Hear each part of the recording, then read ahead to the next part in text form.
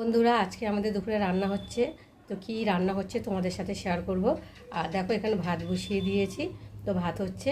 আর এখানটা দেখতে পাচ্ছ, মাছ ভালো করে ধুয়ে এনে নুন হলুদ লঙ্কা মাখিয়ে রেখে দিয়েছি আধ ঘন্টা ধরে, যাতে মাছে নুন হলুদ ভালোভাবে ঢোকে। তো মাছে নুন হলুদ ভালোভাবে ঢুকলে মাছ খেতে ভালো লাগে, নাহলে কেমন একটা লাগে। তার জন্য আমি আধ ঘন্টা ধরে মাছের নুন হলুদ মাখিয়ে রেখে দিয়েছি। আর এখানটা দেখো, সবজি কেটে নিয়েছি, লাউ শাক দিয়ে করব নিরামিষ। তো আলু বেগুন বটবটি সিম গাজর সব কিছু দিয়ে মানে নিরামিষই করব। আর এখানটা দেখো, বটবটি গাজর আলু একটু ভাজা করব। আর মাছের জন্য এখানটায় দেখো মশলা রেডি করে নিয়েছি। তো একটা পেঁয়াজ কুচি নিয়েছি, আর একটা টমেটো কেটে নিয়েছি। আর এখানটা দেখো, জিরে বেটে নিয়েছি আর আদা বেটে নিয়েছি। আর একটা পেঁয়াজ ঘষনি দিয়ে ঘষে নিয়েছি। তো দেখতে পাচ্ছ, তো আজকে আমাদের দুপুরের এই মেনু। তো চলো, আমি আজকে রুই মাছ কীভাবে বানাবো সেটাও তোমাদের সঙ্গে শেয়ার করব। চলো, তোমরা হয়ে গেছে। আর এখন আমি ভাতটাকে নামিয়ে নেব।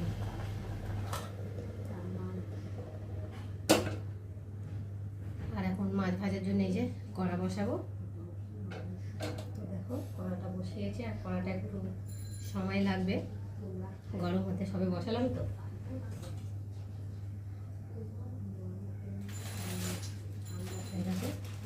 নিয়ে চাউমিন নিয়ে এসেছে খাবে বলে বানাবো, এখন না, মানে বিকালবেলা বানাবো চাউমিনটা। তার জন্য এনে রেখে দিয়েছি, বিকালে চাউমিনটা বানাবো। টিফিন হবে, বিকালে একটা ছোটো করে টিফিন হয়ে যাবে। তো অনেক দিন ধরেই চাউমিনটা করবো ভাবছিলাম। তো মেয়ে বাড়ি থাকে না, স্কুলে যায়, পড়তে যায়। তো তার জন্য ভাবলাম আজকে ছুটি রয়েছে আর বিকালে বানাবো একটু ভালো করে। চলো, কড়াটা গরম হয়ে গেছে। আর এখন আমি কড়ার মধ্যে তেল দেবো। তেলটা একটু ভালো করে না গরম হলে না মাছটা লেগে যাবে, ওই জন্য গ্যাসটা একটু বাড়িয়ে দিলাম।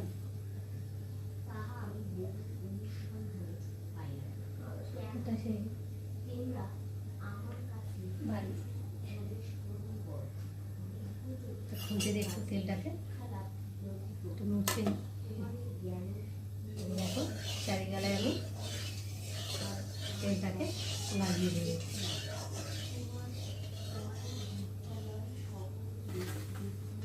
তো দেখতে পাচ্ছ রুই মাছটা, তো রুই মাছটা অনেকটাই বড় ছিল।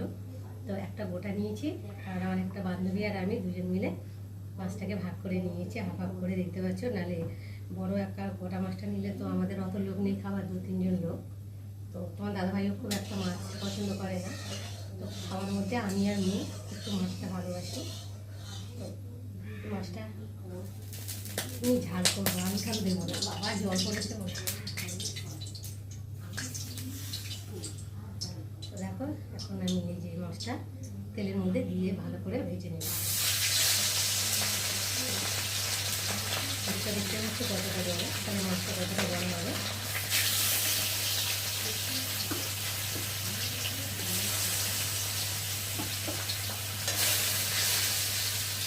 চারটি দিয়ে ভাজলাম, 4 পিস দিয়েছি তো, বড় পিস। তো কড়াতে যেন ভরে গেছে কড়াটা, একটু উল্টা পাল্টে জায়গা না রাখলে না উঠানো যাবে, একটু করে গায়ে গায়ে ঢেকে গেলে আর ভালো লাগবে না, একটু পিসটা ঢুকতে, তাই না?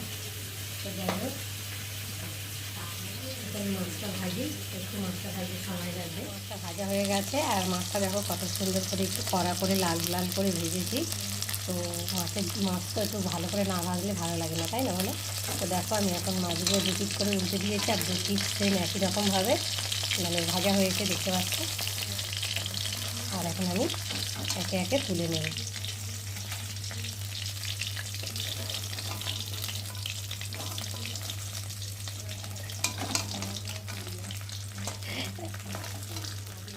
ভেজে নিয়েছি দাগাগুলো, আর রয়েছে মাথা আর লেজা রয়েছে।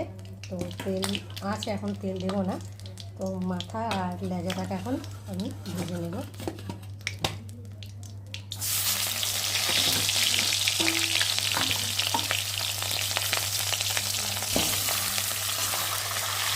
আর একটু দাগা রয়েছে।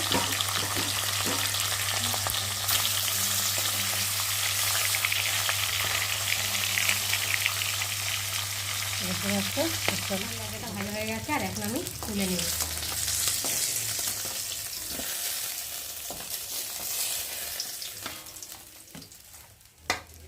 তো দেখতে পাচ্ছ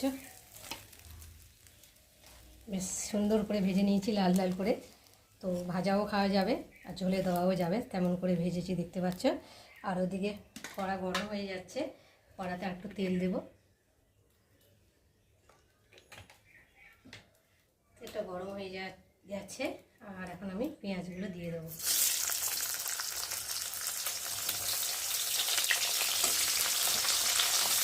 ভাজা হয়ে গেছে আর এখন এর মধ্যে মশলা দেবো, জিরে বাটা, আদা বাটা, আর দেবো টমেটো,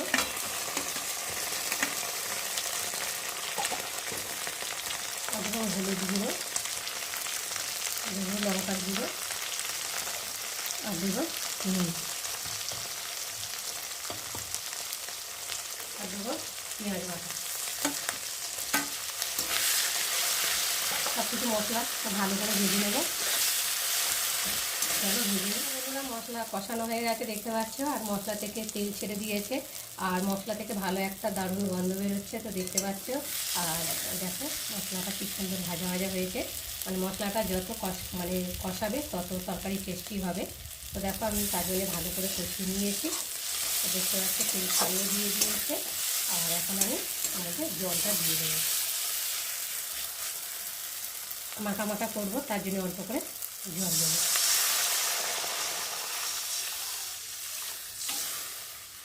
একটু জল দিলাম কারণ একটু বেশি করে মাছটা তো করতে আমি দেখো আমি এর মধ্যে মাছের ঝোলে আমি কোনো আলু দিইনি, আলু ছাড়াই আমি মাছের ঝালটা বানাবো। আর আলু আমাদের বাড়িতে খুব একটা পছন্দও করে না, তার জন্য ভাবলাম যে আজকে আলু দেবো না মাছে, তো মাছটাকে শুধু ঝাল করবো। তো দেখতে পাচ্ছি ঝোলটা ফুটে গেছে আর ঝোলটা কমেও এসেছে দেখতে পাচ্ছ। আর এখন আমি ভেজে রাখা মাছগুলো ঝোলের মধ্যে ঢেলে দেবো,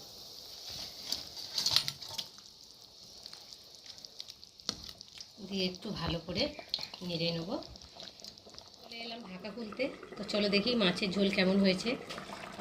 খুব সুন্দর হয়েছে দেখতেই পাচ্ছ, কালারটাও খুব সুন্দর লাগছে, নিশ্চয় খেতে ভীষণ ভালো হয়েছে। তো তোমরা কারা কারা এরকম রুই মাছের ঝাল খেতে ভালোবাসো তোমরা কিন্তু আমাকে অবশ্যই কমেন্ট করবে। ভালো লাগলে লাইক কমেন্ট শেয়ার করো। আর আমার চ্যানেলে যদি তোমরা কেউ নতুন হয়ে থাকো তো চ্যানেলটাকে সাবস্ক্রাইব করো। তো চলো আবার দেখা হবে তোমাদের সাথে পরের ভিডিওতে, ততক্ষণ তোমরা তোমাদের খেয়াল রেখো।